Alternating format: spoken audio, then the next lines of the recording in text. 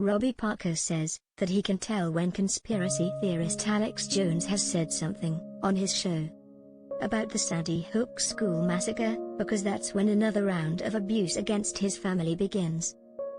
Parker, whose 6-year-old daughter Emily Parker was killed, testified Thursday at Jones' defamation trial in Connecticut about becoming the face and target for conspiracy theorists who believe the lie that the 2012 shooting that killed 21st graders and 6 educators was a hoax.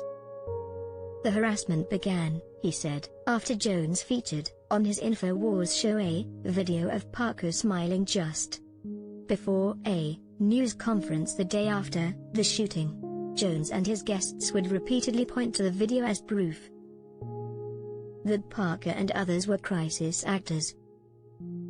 Parker said that has led to a decade of abuse and forced his family to move about 3,000 miles, 4,828 kilometers, away to Washington state. It would come in these waves, Parker said of the harassment. It was almost like I knew when Alex Jones said something, because we would get a huge wave of stuff. Parker said it all began the day after Emily died, when reporters besieged their family and friends to get information about her. He wanted to make his own statement about who his oldest daughter had been.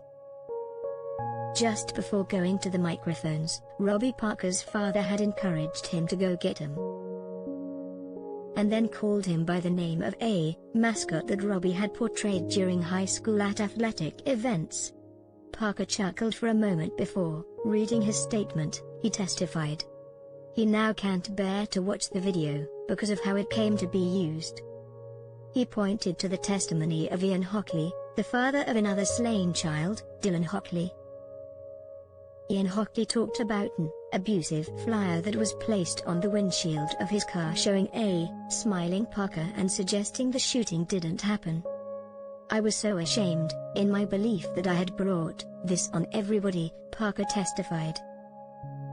The trial is scheduled to resume Tuesday with more testimony by victims' relatives. It is being held in Waterbury, about 20 miles, 32 kilometers, from the site of the school shooting, in Newtown. A judge last year found Jones and InfoWars parent company, Free Speech Systems, liable by default for defaming and inflicting emotional distress on the plaintiffs' 8 families who lost loved ones, and an FBI agent who was among the first responders. The jury of 3 men and 3 women will be determining how much in damages Jones and his company should pay them. Parker is among a dozen victim family members who have taken the stand, and, in emotional testimony, detailed death and rape threats, mail from conspiracy theorists, that included photos of dead children, and in-person confrontations with people telling them their children or wives or mothers never existed. Slain teacher Vicky Soto's brother, Matthew, testified Thursday, the trial's 11th day, that he was approached at his own high school by someone questioning whether his family was real, and if his sister really died, less than a month after the shooting. I don't even remember what I said to the person, but I went down to my guidance counselor's office, and I sat in his office, and I had a panic attack for hours, he said. Soto also said he dropped a history class at Southern Connecticut State University several years ago, when the professor, on the first day of the class discussing the media, asked how many students believed the Sandy Hook shooting actually happened, and some did not raise their hands. Relatives said the harassment has not stopped, despite nearly 10 years having passed since the shooting. Parker testified that a few years ago he was berated by a man who recognized him while walking on the streets of Seattle. The man kept following him and insisting he was lying about Emily's murder. I turned around, and I looked at him and am paraphrasing, at this point, but just how dare you? You are talking about my daughter? She was killed. Who do you think you are? How do you sleep at night?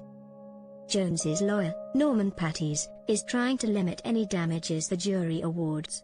In cross-examining witnesses, he has tried to show that Jones wasn't directly linked to many instances of harassment and threats, and he has accused the victims' relatives of exaggerating. Jones in recent years has acknowledged the shooting happened, but claims the families are being used to push a gun control and anti-free speech agenda. He also believes free speech rights allow him to question events. He testified earlier in the trial that he is done apologizing for promoting the conspiracy theory. He is expected to return to the stand next week as a defense witness.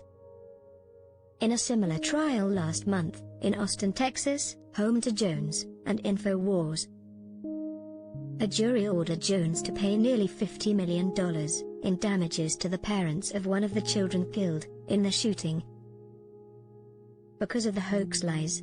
A third such trial, in Texas involving two other parents, is expected to begin near the end of the year.